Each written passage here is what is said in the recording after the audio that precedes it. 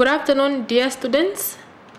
I am Danyanyukwa Amulungu, your tutor for English 2, code ENG12. Welcome to the presentation for the module English 2. I wish you all to be hardworking, dedicated, and self-driven students in this course. This presentation will cover not all, but some of the content of this module, and also some things that I would like you to keep in mind for the upcoming August examination. I will discuss only some of the content of your study guide in order to help you prepare for the August exams.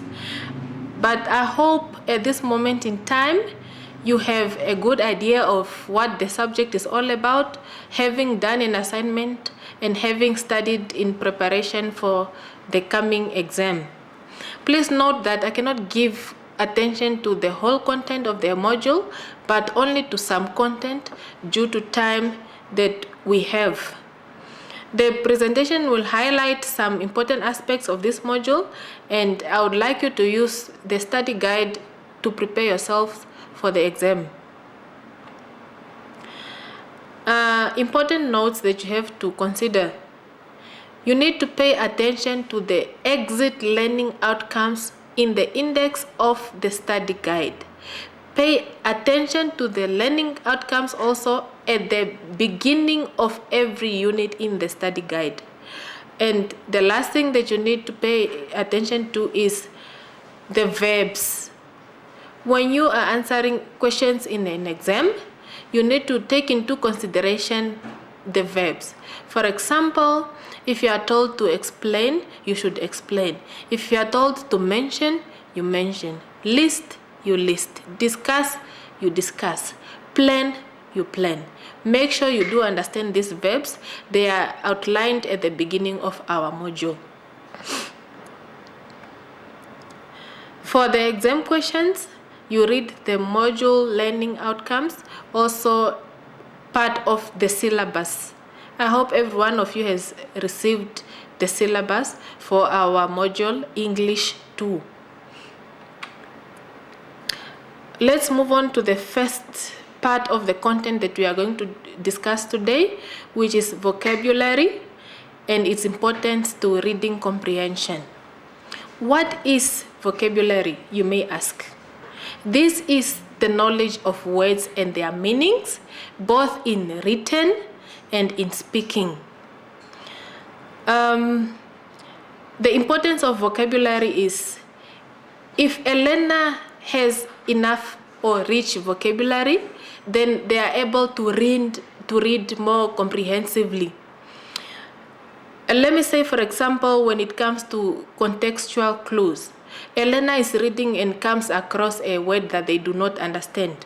If a learner has rich vocabulary, they will be able to use the few words that they know in that paragraph in question or sentence in question, and use them to figure out the meaning of the word that they are trying very hard to understand. And to get meaning from what they read, students need both as great or as many words in their vocabularies and the ability to use various strategies to establish the meanings of the new words when they encounter them. When learners skim and scan texts, they don't read everything, but through just skimming or going through quickly, they'll be able to get a few words here and there and figure out the main point of a reading text. Young learners who do not have large vocabularies and effective word learning strategies often struggle to achieve comprehension. You'll find that sometimes when you give an instruction to the learners, let me say, for example, in a classroom setting, some learners will start with the activity as soon as you give it to them. But there are those that are hesitant and will ask you questions, as some of the terms used might not be very clear to them, and they might not know what exactly is expected of them. Their bad experiences with reading set in motion a cycle of frustration and failure that continues throughout their schooling. Let me say, for example, when it comes to studying, there are learners who may fail maybe in all subjects. And this is not all because they are not smart. It's not because they are not gifted, but because they are unable to read. And when you read, your vocabulary becomes rich. Now, if their vocabulary is limited, they will not be able to make out any content on their own, and they may need help from the teacher. So we need to encourage our learners to love reading, to interact and learn from one another and enrich their vocabularies while they are still at the upper primary phase. If the learners do not read much, they will not have an opportunity to see and learn very many new words. Let me say, for example, a learner that usually goes to the library, or a learner that usually buys or reads a newspaper, their vocabulary is more enhanced compared to the learner that always just comes to class, listen to the teacher, go back home and do nothing to improve their reading. Through reading newspapers and through borrowing books, reading books from the library, the learners get to learn new words from the pieces of reading that they read. The learners that read more gain more. The learners that do not read do not gain any new vocabulary. This sets in motion the well-known Matthews effect, which says the rich get richer and the poor get poorer. Now, if the learners are not reading to get new vocabulary, or let me say, if they are not exposed to new vocabulary, then they will not gain more. But if they are, their vocabulary will also be enhanced. In terms of vocabulary development, good readers read more. They become better readers and learn more new words. And the poor readers read less, become poor readers and learn fewer words.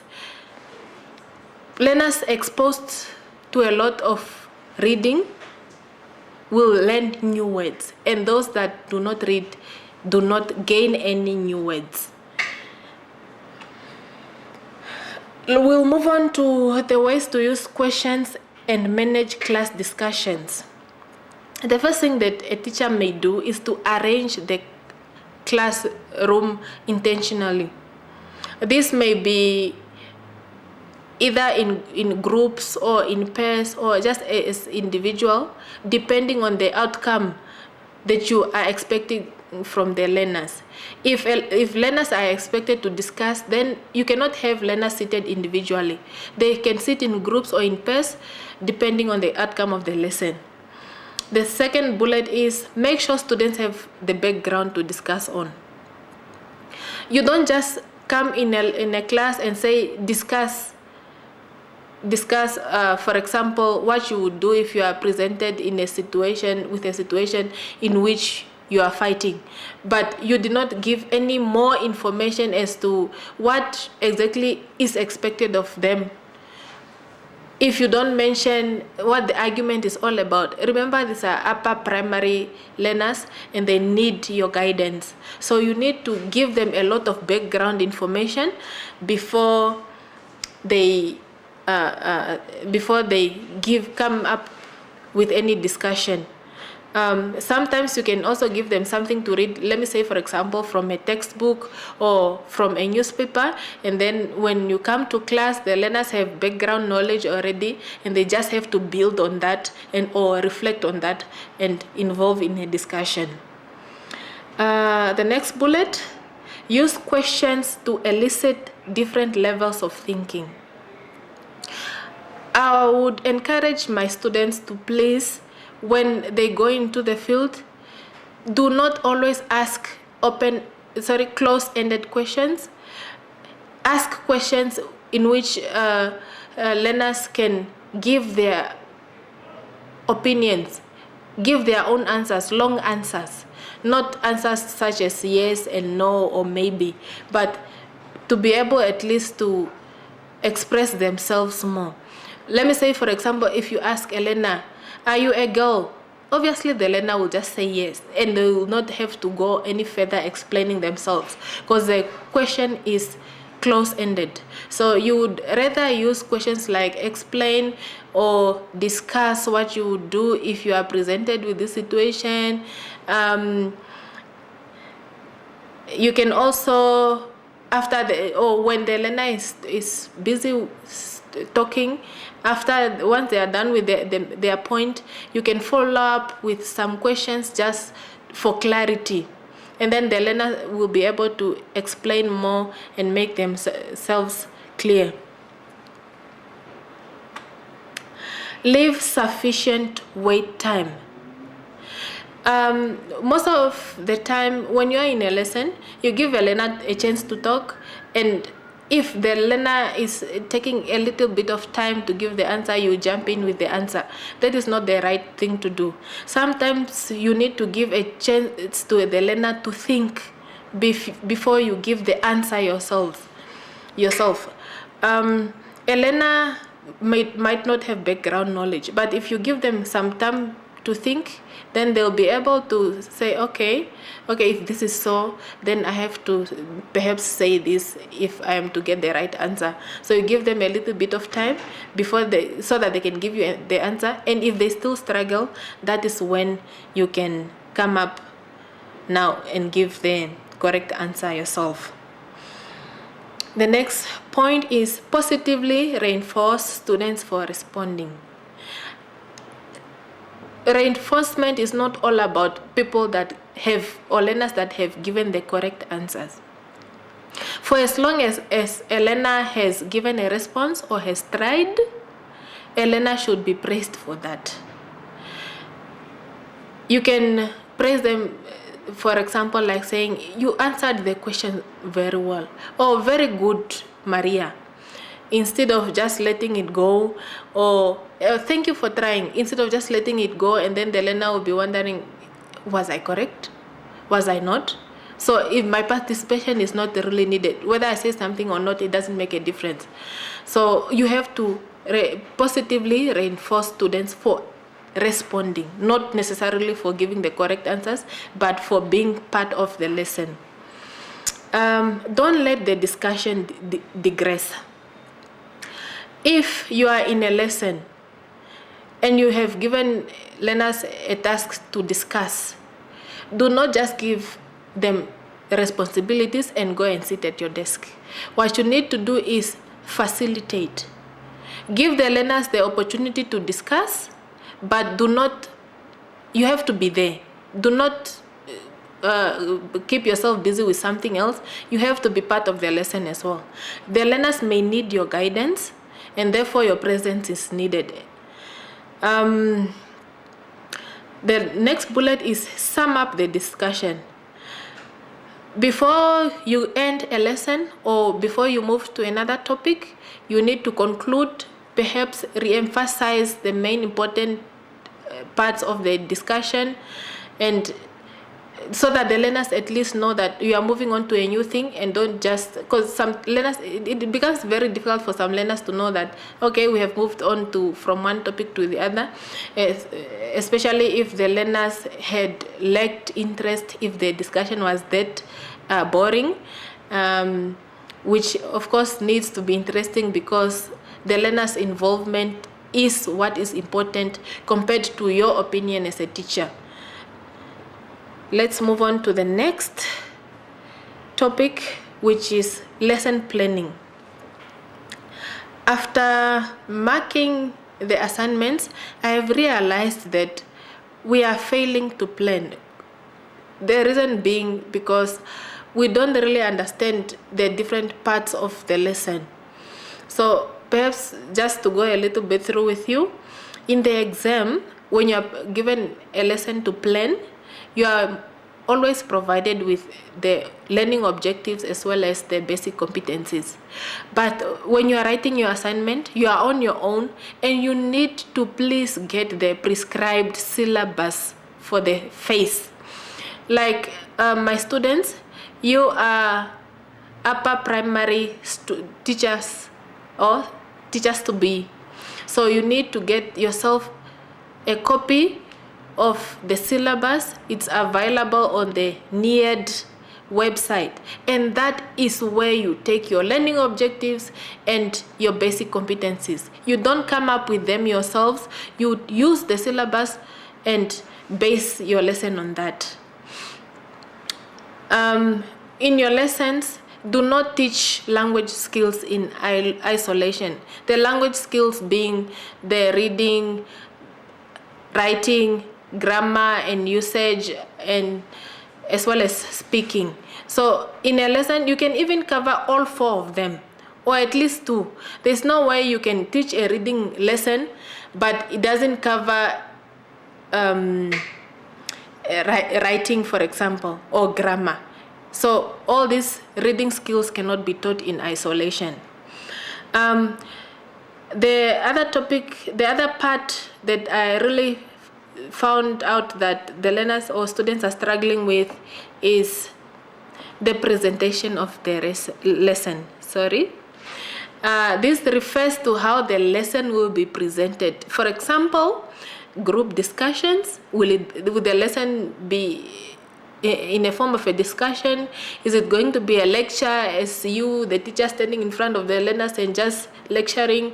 Or is it peer tutoring, the learners learning from one another? Or do the learners have to sit individually and do work on their own, or with the teacher standing in front of them? As well as, are the learners going to listen to a tape recording, or are they going to listen to you singing? What exactly, or how exactly is a lesson going to be done? Here you can also include the activities that you can pair with the discussions. For example, if the learners are going to discuss something, you have to make it clear exactly what are they going to discuss, how are they going to do it. They will sit in a group, for example, in a group of 4, and then every learner will get a turn to talk. That is how the presentation of the lesson is supposed to be done. The last part that I would like to touch on is English across the curriculum. This one includes content from other subjects as well. Let me say, for example, that the topic of HIV in upper primary can come from social studies. The topic of HIV comes from social studies. The topic of environment comes from environment studies, and so on. In the consolidation part of the lesson, the teacher is supposed to put emphasis on the main part of the lesson. The learners need to be assessed. There's no way you can have a lesson also and not test the learners. You have to test whether the lesson was successful. You give them an activity and see the outcome. You give them a homework, and then they will report back the following day. Public speaking techniques by referring to the effective speaker. The key components are knowing your purpose, audience, and logistics. If you consider your audience when you are coming up with a speech, then you are bound to give a very good speech. If you are planning to inform, then inform them. If you are planning to request them. If you are convincing them, convince them. You need to prepare enough. While preparing, you can clarify your objectives. It's time to prepare the presentation. You must know how long your speech is going to be, or how long the speech is going to be, who it is for, and you need to have enough material for this. You don't want to find yourself on a stage or with people listening to you and you really don't know what you are saying. Okay? The next point will be practicing. They say practice makes perfect. So when you practice a lot of times, it makes it more natural for you when you go up there and present your speech. The next thing will be to arrive early. You don't want people to wait for you because it will cause chaos. So you arrive on time, make sure you are prepared and ready. When everyone is there, gathered, waiting for you, you must be ready also. The delivery techniques. As an effective speaker, you need to take into consideration the signals that you'll be sending to your speakers, which is the visual, the verbal, and the vocal. With the vocal, this has to do with the tempo, with the loudness. You must be clear, you must speak correct English, and if needed, use visuals just to support your arguments. If you have background information, if you have references, then you can use them also while delivering your speech. And the last one will be handle questions and answers with tact. If you are prepared, you'll be able to answer the learner's questions or the listener's questions easily. Unlike when you are not prepared, where you have to fidget and think of the answer as you go, but if you are prepared, everything will go smoothly. Let's move on to the figures of speech, which will be the last part that we'll touch on today. We have the simile, metaphor, and personification on this slide. And a simile is a comparison of two or more things using the words such as or like. For example, my friend is like a watermelon in the summer. Or she is as fat as an elephant. Or he's like the boy I met yesterday. You are using a comparison. You are comparing using the word like or as. A metaphor is also almost like a simile, but here you don't use the words such as like and as. You just say Maria is an elephant. Already I'll know that, okay, they have something in common, which is the fat. If Maria is if Maria is an elephant, I'll know that Maria is fat. My boyfriend is an angel. This will mean my boyfriend is good-hearted. Okay, moving on to personification. This is giving qualities of human beings to inanimate or inhuman things. Like when you say the wind is whistling or the birds are singing in the trees, you are giving the characteristics of humans to animals or inanimate, inhuman things. When you say the birds are singing, the word singing is linked, is a characteristic of a human being. So in this case, you are personifying. Irony refers to when you say something contradicting to what it actually means. For example, when you say, "Oh, Maria, you are very clean," but in other words, you mean that Maria is otherwise dirty. Hyperbole, this can also be regarded as overstatement. You exaggerate. There's some truth in it, but it's exaggerated. Let me say, for example, when you say, "Oh, the floors are so clean, I can see myself through them." Of course, they are really clean, but can you really see yourself through them? Okay, that's hyperbole. The last part or the last component is the paradox. Here, you say something that is contradictory to what you mean. For example, the morning is the darkest time for me. But when you look at the word morning, there's usually enough light, but the person is saying it's dark for me. That doesn't mean the morning itself is dark. It actually means that it's either said or it's because I'm a night person. What you should do in the exam is read the instruction carefully, and you should always use practical examples. I'm discouraging you from memorizing. Come up with your own examples and provide enough answers.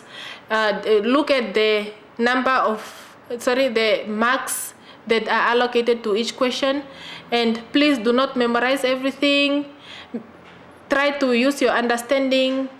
Your answers must be complete. Write as neatly as you can to make it easier for the tutor to mark. And thank you very much.